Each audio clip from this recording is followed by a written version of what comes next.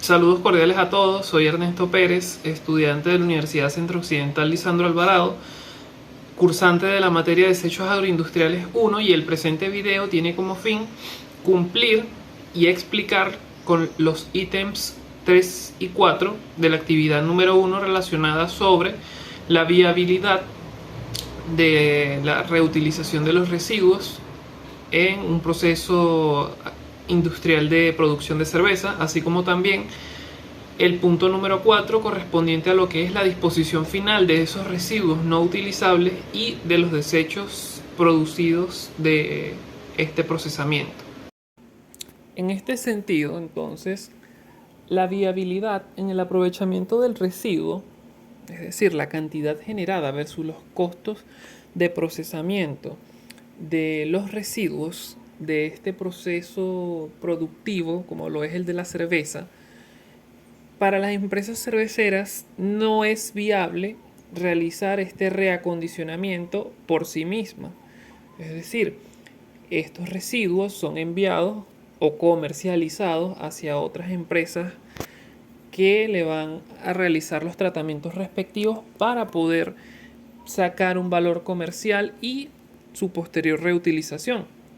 En el caso particular del procesamiento de la cerveza, se podrían considerar como residuos orgánicos de acuerdo a lo establecido por el Instituto Tecnológico Agroalimentario, que estos residuos pueden ser residuos sólidos orgánicos y residuos sólidos asimilables a urbanos. Sin embargo, de interés para el video se tratarán lo que son los sólidos orgánicos, como lo pueden ser el bagazo y las levaduras no reutilizables. En el caso del bagazo, como se puede observar en el esquema tecnológico, se produce en la etapa de filtración. Luego de que entra el mosto a la etapa de filtración, se realiza dicha operación y sale el bagazo. Su reutilización conlleva un proceso previo de prensado, es decir, luego de que sale de la etapa de filtración, la empresa que va a tratarla para poder utilizarla como un subproducto conlleva un proceso previo de prensado. Ese proceso de prensado reduce la humedad del bagazo de un 80% que sale en la etapa de filtración a un 60%, incrementando de esta forma su tiempo de conservación. Debido al gran volumen que se genera, el bajo costo y los componentes de este bagazo que lo convierten en un recurso de alto potencial para su aprovechamiento, la viabilidad de este producto o de este subproducto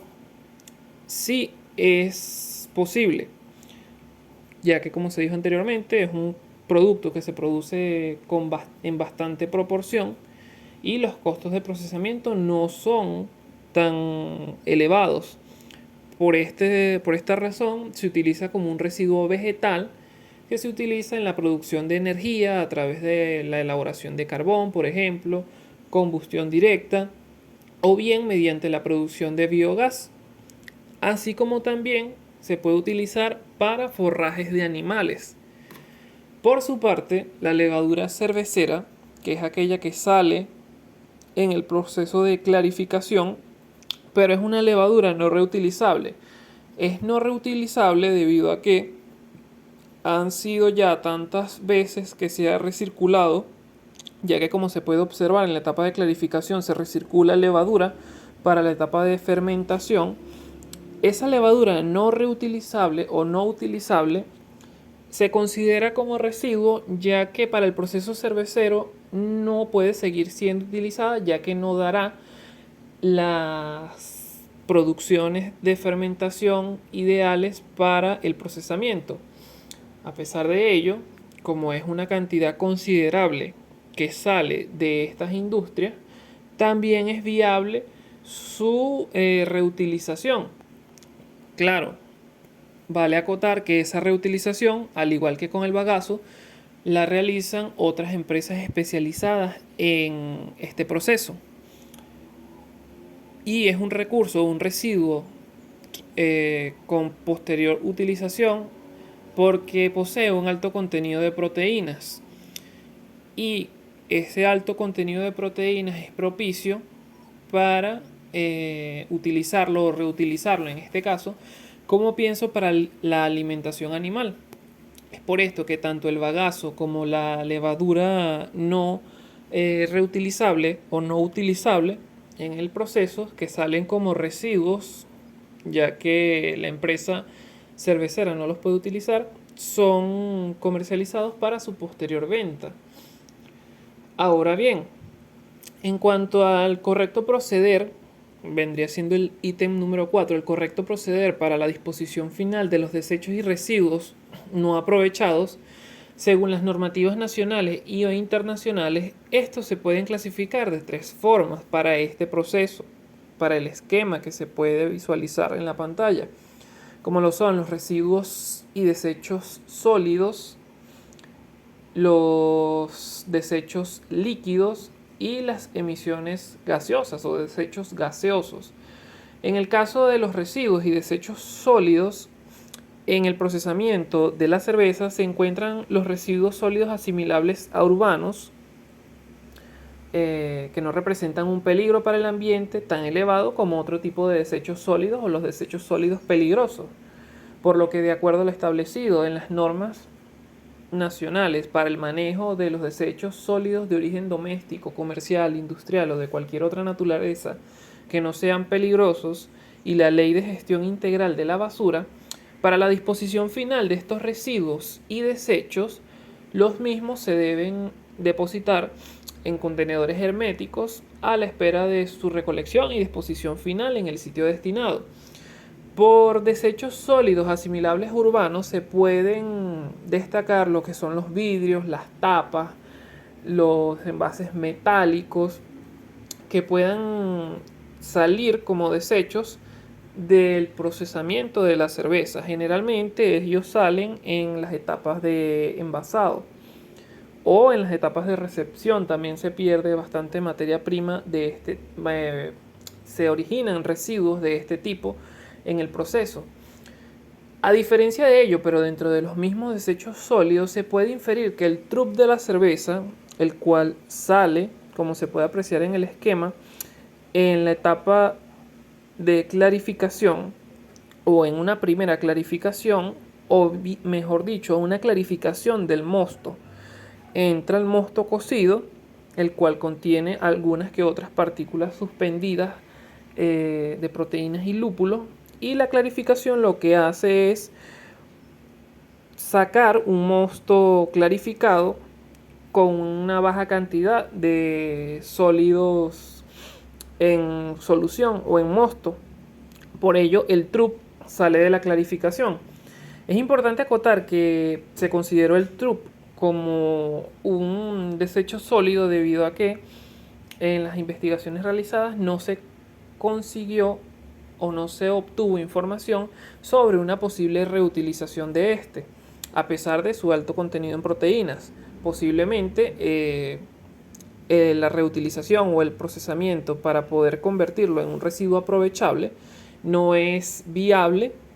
debido al tratamiento por el cual debe ser pasado o realizado. Entonces, a diferencia de los residuos sólidos asimilables a urbanos, el trup, que puede ser considerado un desecho sólido, que presenta algunas características especiales no peligrosas, por esa misma característica no peligrosa, pero de ser un desecho orgánico,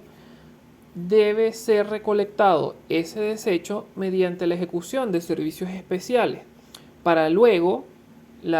que la institución especializada en este tipo de servicio pueda depositarlo en los rellenos sanitarios específicos, tal como lo establece el artículo 10 de las normas para el manejo de los desechos sólidos de origen doméstico, comercial, industrial o de cualquier otra naturaleza que no sean peligrosos, y el artículo 63 de la Ley de Gestión Integral de la Basura, respectivamente. En síntesis, se puede establecer entonces que tanto los residuos y desechos sólidos, productos de este procesamiento, su disposición final ocurre de manera normal como la disposición final de residuos sólidos o residuos sólidos orgánicos a nivel doméstico. Lo único que el TRUP debe ser tratado previamente, no tanto por la empresa, sino por el relleno sanitario que se encargará de su disposición final. Ahora bien,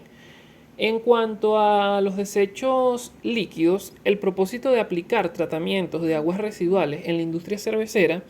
es minimizar la cantidad de residuos, así como también la producción de dióxido de carbono de estos residuos, lo que permite aumentar lo que son los procedimientos razonables para la preservación del agua, ya que toda corriente o cuerpo receptor de aguas de desecho posee una capacidad limitada para asimilar lo que son las cargas orgánicas contaminantes, descomponerlas y completar este proceso hasta que vuelva a su estado de pureza original, el cual se conoce como la autopurificación. De esta forma, cuando las cargas orgánicas superan esa capacidad, se satura la corriente receptora por la acumulación y el estancamiento de agua residual, promoviendo la destrucción total de la flora y la fauna. Y si se permite, la descomposición de la materia orgánica que contiene puede producir la generación de grandes cantidades de gases tóxicos o malolientes, que son contaminantes también para la salud humana. Ahora bien, de acuerdo a las normas para la clasificación y el control de la calidad de los cuerpos de agua y vertidos o efluentes líquidos, se establece que la correcta disposición final de las aguas residuales para las industrias cerveceras debe cumplir con todos los parámetros establecidos y descritos en el artículo 15 de las mencionadas normas. Sin embargo, se pueden destacar dos parámetros, como lo son el pH y la temperatura, que debe contar el vertido de esas aguas residuales. De esta forma, el pH debe oscilar entre 6 y 9 y una temperatura de 40 grados Celsius para poder ser vertidas en tuberías cloacales. Además, se debe recalcar la prohibición de la descarga de desechos sólidos a los cuerpos de agua y a las redes locales. En este sentido, entonces, las aguas residuales de estas empresas deben ser tratadas o se les realizan unos pretratamientos para reducir lo que son la cantidad de sólidos y compuestos orgánicos que se descargan o que se encuentran dentro de ellas. La elección de ese tipo de tratamiento se basa en el cumplimiento normativo y a su vez depende mucho del espacio disponible en el lugar de instalación de la cervecería. La mayoría de estas unidades de pretratamiento requieren un gran área para su instalación. De esta forma, se conoce que existen tres procesos primarios de pretratamiento que se pueden utilizar en las cervecerías, como lo son la neutralización del pH, la eliminación de los sólidos y el tratamiento biológico de esas aguas residuales. En cuanto a la neutralización del pH, esta se realiza con un agitador en un tanque con un instrumento de control, donde las aguas residuales de cervecería pueden ser ecualizadas, que es una técnica utilizada para almacenar el efluente de aguas residuales en tanques de retención para ecualizar temperatura o pH antes de eliminarlos, y el ajuste químico del pH y la floculación de los sólidos. En cuanto a la eliminación de los sólidos, se realiza por medio del tamizado o filtrado grueso, que es un primer paso para eliminar sólidos gruesos como lo pueden ser vidrio, etiquetas, tapas de botellas, restos de plásticos flotantes y restos de bagazo. Luego de que el agua residual ya pasó por ese tamiz, puede descargarse a una cámara donde los sólidos que no fueron removidos en el tamizado se asientan al fondo. Luego de la sedimentación, las aguas residuales todavía contienen compuestos orgánicos disueltos y constituyentes inorgánicos juntos con sólidos en suspensión, pero estos se eliminan con un tratamiento adicional que pueden constar de coagulación, floculación y sedimentación nuevamente. Por su parte, el tratamiento biológico se utiliza para cumplir específicamente con las condiciones de disposición final de las aguas residuales exigidas. Estos tratamientos biológicos reducen lo que es la carga orgánica del agua utilizando métodos ya sean aeróbicos con suministro de aire u oxígeno o anaeróbicos sin la presencia de oxígeno. El primero de estos se caracteriza por la utilización de microorganismos anaerobios que convierten los compuestos orgánicos en biogás. Este tipo de procesos cabe destacar que requiere pequeñas cantidades de químicos, mientras que el segundo se caracteriza por la utilización de microorganismos aerobios que en presencia de oxígeno metabolizan lo que es la materia orgánica de las aguas residuales, generando más microorganismos y productos finales inorgánicos. Generalmente estos tratamientos biológicos se realizan en reactores. Por último, los desechos gaseosos. La legislación nacional, específicamente el decreto 638 sobre las normas de calidad del aire y control de la contaminación atmosférica, no considera a las industrias cerveceras como industrias para vigilar permanentemente, debido a que las emisiones de dióxido de carbono, que es el principal gas emitido por estas empresas, no se consideran como contaminantes peligrosos como lo pueden ser industrias petroleras o industrias productoras de químicos, donde los volúmenes de gases son mucho más elevados y mucho más contaminantes. A pesar de ello, esto no significa que esas cantidades no tan elevadas o esos volúmenes no tan elevados de dióxido de carbono producido no sean impulsores de la formación de gases de efecto invernadero. En relación a esto, las empresas, como forma de ahorro económico y contribución al bienestar ambiental, han implementado sistemas de recuperación de este gas con el fin de poder recircularlo en el proceso, como se puede observar en el esquema de proceso tecnológico, que el dióxido de carbono utilizado en la fermentación puede ser recirculado o recuperado para la etapa de carbonatación. Sin embargo, estos sistemas de recuperación de gas en algunos casos no son completamente desarrollados, por lo que cierto volumen de gas sigue escapando al ambiente y su disposición final es bastante complicada para tratarla previamente. A pesar de ello, este sistema de recuperación de gas ha ido de la mano de las normas tanto nacionales como internacionales, como se dijo anteriormente, como una forma de ahorro económico y una manera de contribuir al bienestar ambiental al poder purificar y eliminar la mayor cantidad de gases, de desechos de este gas, que se puede dividir en diversas formas. Entre los otros desechos gaseosos que se producen en este proceso, como lo pueden ser en algunos casos el agua en forma de vapor de agua, no representa un peligro para el ambiente. Hay algunos gases que pueden escapar, pero son por situaciones muy incidentales, que son producto de derrames en alguna etapa del proceso de parte de alguna máquina o equipo. La disposición final entonces de los gases emitidos hacia la atmósfera por parte de las industrias cerveceras son tratados por procesos de recuperación, podría establecerse. En este caso, de la industria cervecera, el principal gas que sale es el que se recircula de la fermentación a la carbonatación. Pero a pesar, como se dijo anteriormente, hay una parte de ese gas que escapa, pero que va relativamente más purificado. Para ello, el gas es capturado, se lleva a unos lavadores que purifican el gas de cualquier alcohol o tipo de aerosol, se comprime para reducir su volumen, posteriormente se purifica y se seca para reducir su humedad relativa antes de poder ser licuado.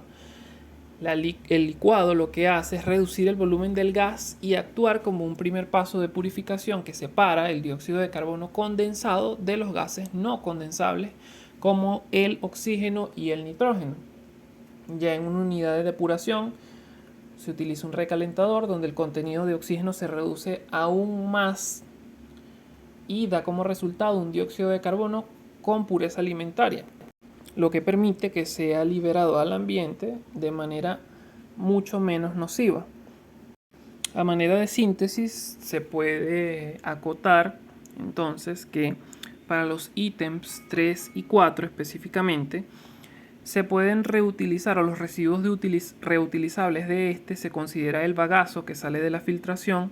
y la levadura no utilizable que sale de la segunda clarificación. Y los desechos que salen de este proceso son principalmente desechos sólidos,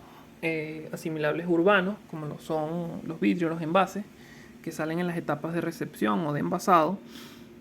El TRUP, que puede ser considerado un desecho sólido, dado que no es viable su reutilización.